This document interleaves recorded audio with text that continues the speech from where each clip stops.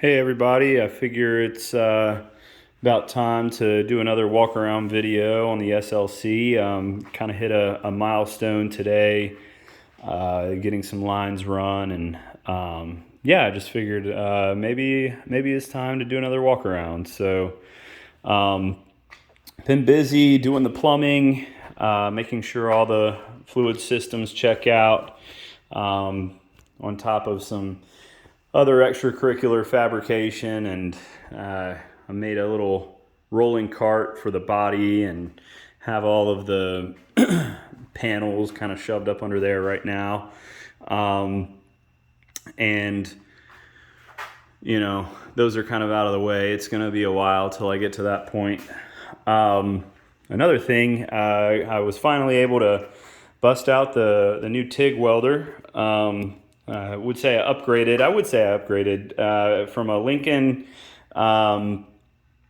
Square Wave 200 unit and picked up this Pro TIG 205 at the time. I didn't think it would be an upgrade. It was pretty cheap. I got it for right at $900 on sale at Harbor Freight. But I mean, honestly, the settings on it are there's more settings and better settings than there were on the Lincoln Square Wave. I have been able to get consistently better welds.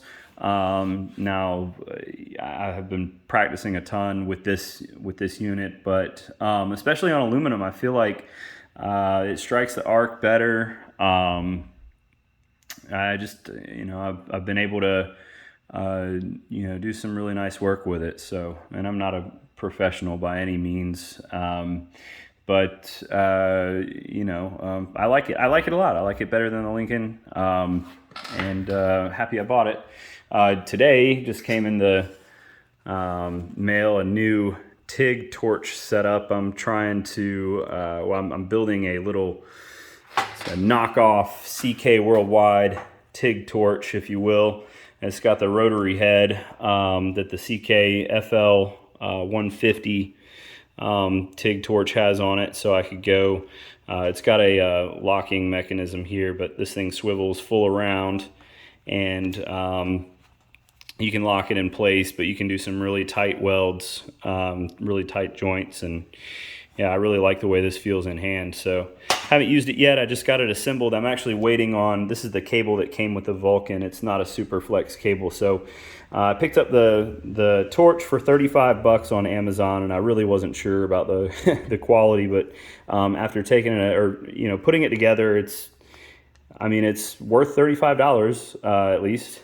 I got a super flex cable coming, and it has a 3/8 24 coupler on this end and also on both ends, and then I have the DINS 35-70 connector that will adapt to the 3/8 24 standard fitting coming as well. So all in all, I think I paid around $12 for the coupler, 40 something for the super flex cable, and 35 for the torch itself. So definitely beats the $200 and something FL 150 unit from CK Worldwide. I'm sure it's a much better piece, but it'll work. So moving to the car here, I have been able to get the brakes bled. They're all with the Mini Cooper brake booster.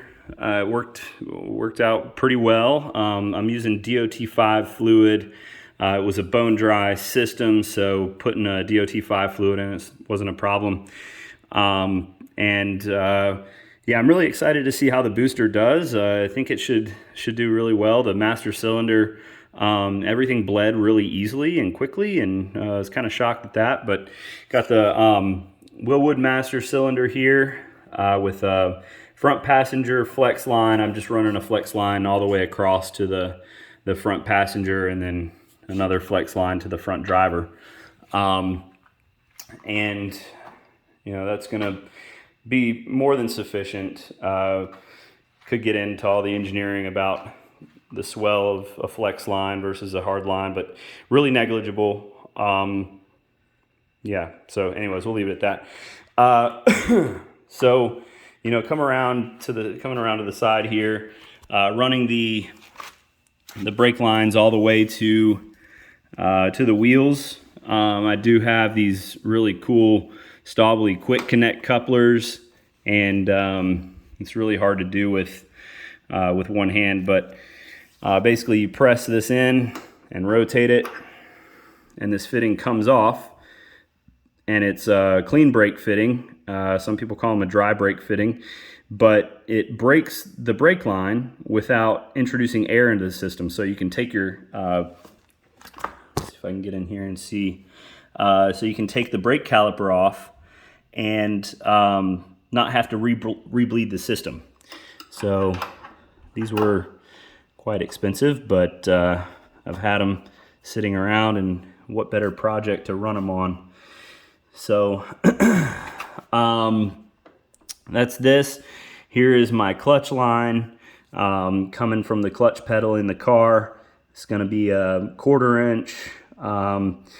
We'll run a flex line up to about right here, and then hard line going back to the back, and then splice in another flex line to the actual concentric slave cylinder port, which is underneath the Graziano transmission unit. So, I have these air conditioning and coolant pipelines, radiator lines disconnected right now, but have the brake line run to the rear brake line, run to a T-fitting, and then this line runs across to the passenger side rear wheel, and this line runs back to the driver's side rear wheel, flex line there. So yeah, it's brakes are done. The big thing today was the coolant lines got finished for the heater core.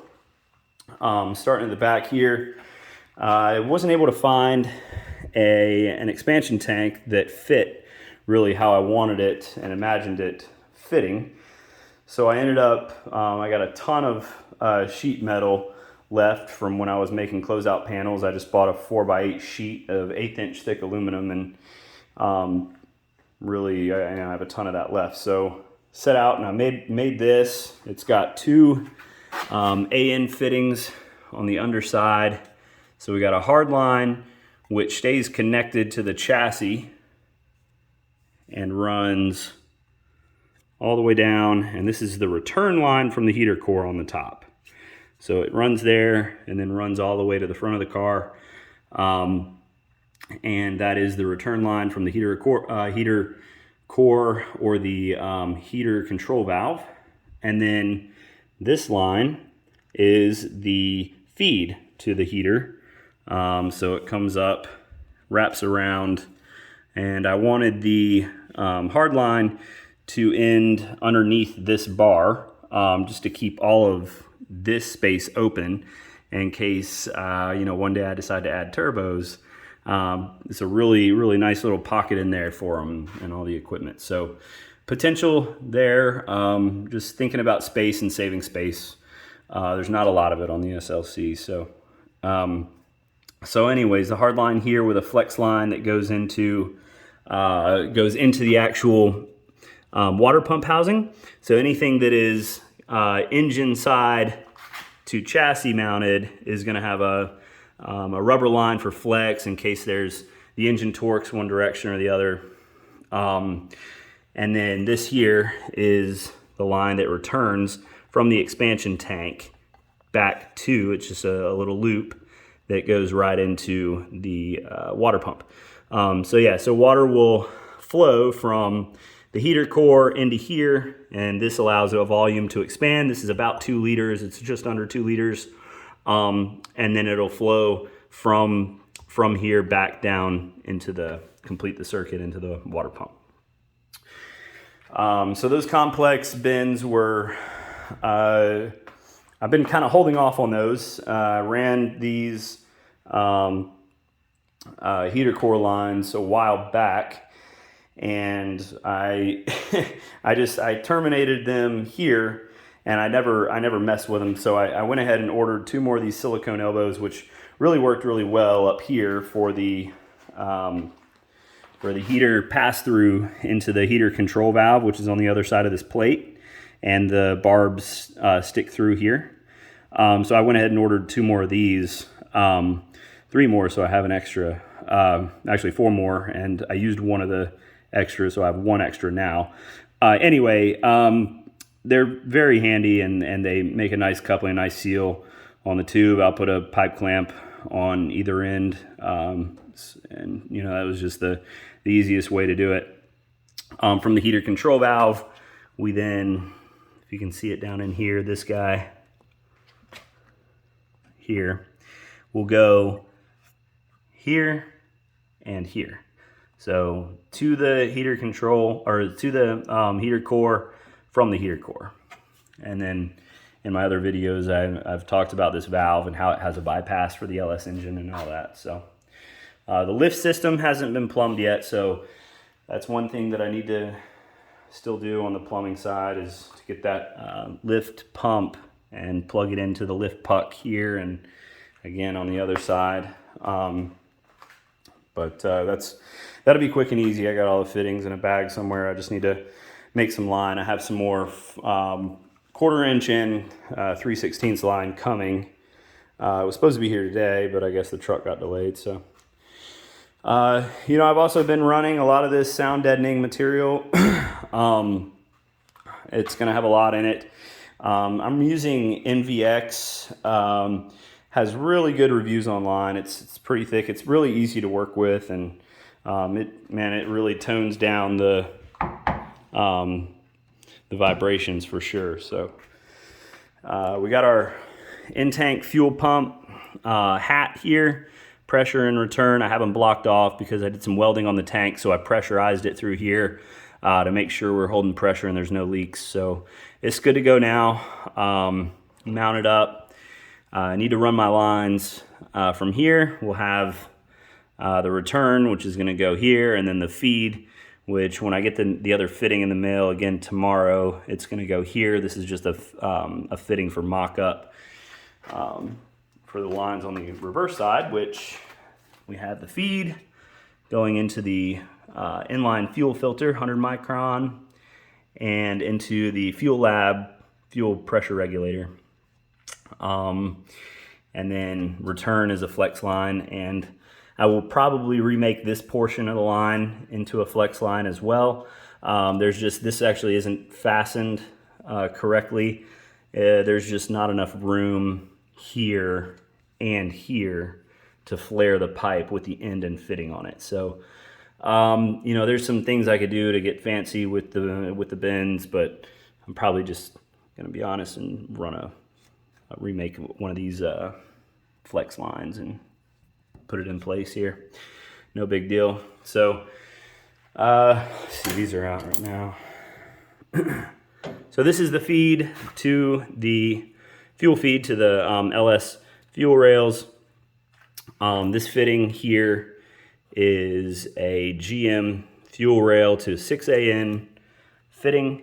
It's 2-piece, and it's really nice just to convert the fuel rail to a 6AN port, and so that's threaded on there and it's captured so it can't come off, and there's an O-ring seal.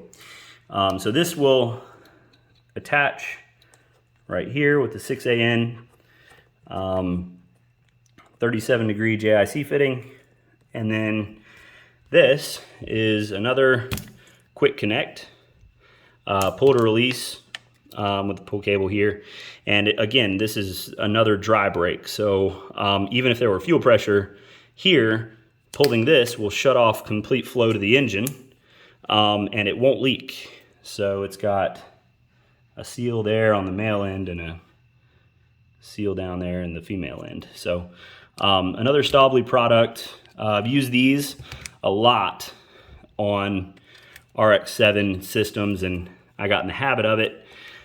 because quite frankly, you got to pull a rotary engine more often than you like to, and having those on the fuel system makes for easy pull, no spillage or anything like that. So the other thing, I'm waiting on some more of that flex cable or flex line, braided steel, this stuff, to go have the adapter fittings, the Earl's fittings, swivel fittings for the steam vents. So I need to couple my line from here to this side, and this goes up and hits the coolant expansion tank. So once I get those in, that'll be complete. Cut about 8 inches of line there or so, and then I need to weld on my pressure cap neck there. So that'll be a quick 20-minute job there. Yeah. Oh, this is the solenoid for the basically the vent for the fuel tank. So it'll run into here, into this valve, which pumps the fumes into the intake. And again, another one of these specialty GM to AN fittings to fit onto the hose nub of that solenoid valve. I think that's about it. I'm definitely, I've decided I'm going to remove the LS7 headers and go with a custom option. I'm about 99% sure at this point. I just don't like how low the exhaust sits and makes things complex for running, otherwise what would be just a very, very simple straight back system. So get some headers made that basically put a flange right here that shoots the exhaust just straight back. Might put a resonator or something before the mufflers, I don't know. But pretty sure I'm going to do that.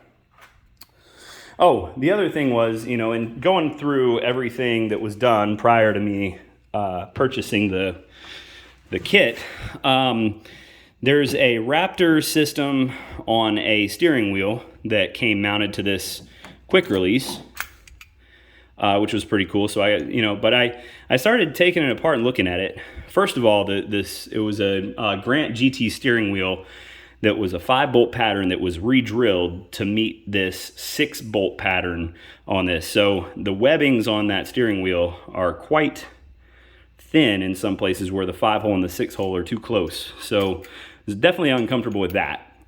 So then I started taking this apart, and I realized I was trying to figure out, man, this, what's going on here with the spline shaft is definitely not, C5, C6 Corvette, spline pattern. So I started looking at it, I was like, that's all that's holding this thing on. Like, what is that? So I loosened this set screw and this thing came right off. And so essentially the only thing holding the steering wheel to my steering column was that little set screw right there. And that's just not the right way of doing it. So I'm glad I started taking that apart and mess with that. I'm going to do it the right way. But they made this piece that threads on and covers the factory splines and turns it into just a solid shaft so they could fit their makeshift quick connect and make it work. So anyway, trash all this, and got a NRG hub, which is made for the Corvette, which is what the steering column came out of. And there's a keyway, and the top of that, let's see, there it is. So this will go on only one way. And I gotta figure out which way that is. There it is. So that goes on just one way there. And then we'll put a lock nut down. Keep that on there. Now we have the 6-bolt ISO pattern here, and we'll put I'm probably going to buy an OMP wheel, and we will adapt the Raptor wireless push buttons to that and call it a day. So anyways, just reworking some stuff that was otherwise what I consider to be incorrect. So that's it. That's pretty much everything. Plumbing, still need to get the fuel lines run from the fuel tank to the firewall, and then remake the one return fitting, the feed line that goes to the fuel filter. So we'll remake that, and then really just have just the two radiator pipes, which I might just say screw it and buy a flex pipe for here to here, and just go that route at least temporarily. The clutch line, this is the clutch feed. So this is the factory Mini Cooper, the reservoir here, and this is the clutch feed for it. So I got to drill a hole down here somewhere, feed this line through, and pass it into the remote master for the clutch, and that'll feed the clutch fluid. But I do like that I don't have 3 of these big tanks like the factory kit has, just tanks sitting everywhere for different fluid. I just have this one tank, and this controls the brakes and the clutch, and then this tank which controls the lift system. So yeah, any questions, just let me know in the comment section. Again, thanks for watching.